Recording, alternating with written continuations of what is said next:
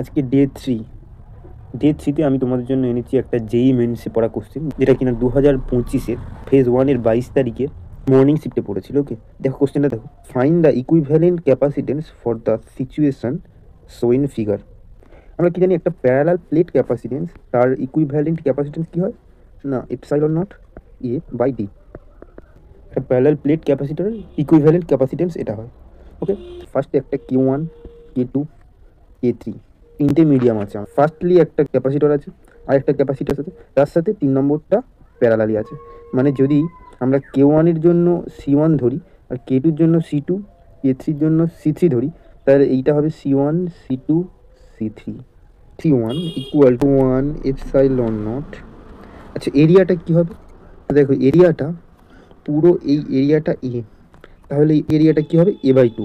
ঠিক আছে, তাহলে A/2 বাই এই যে ডিস্টেন্সটা, দেখো ডিস্টেন্সের ক্ষেত্রেও D/2 হবে, কারণ ফুল ডিস্টেন্সটা D, তাহলে ওটা অর্ধেক ডিস্টেন্স হবে D/2।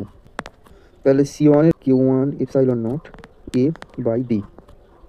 সিমিলারলি দেখো, C2 এর ভ্যালু যেটা হবে equal to K2 epsilon not A/D। এবারে আমরা কি করব না, এই K3 এর জন্য আমরা C3 বার করব। Okay, equal to K3 epsilon not A।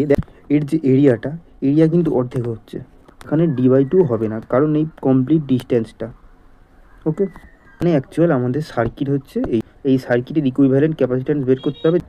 Firstly C1 C2 সিরিজে কানেক্টেড, ঠিক আছে। তাহলে C1 আর C2 এর জন্য যদি ইকুইভ্যালেন্ট ক্যাপাসিট্যান্স C ড্যাশড হয়, তাহলে C dash equal to C1 C2 by C1 plus C2। C1 এর value K1 epsilon not A by D into K2 epsilon not A by D। Epsilon not A by D এটাকে common নিলাম, তাহলে কি থাকবে পরে? K1 plus K2। C dashed অর্থাৎ C1 আর C2 এর equivalent capacitance. ওকে, C dashed আর এখানে C dashed আর C3 এবারে কি আছে? প্যারালালি আছে।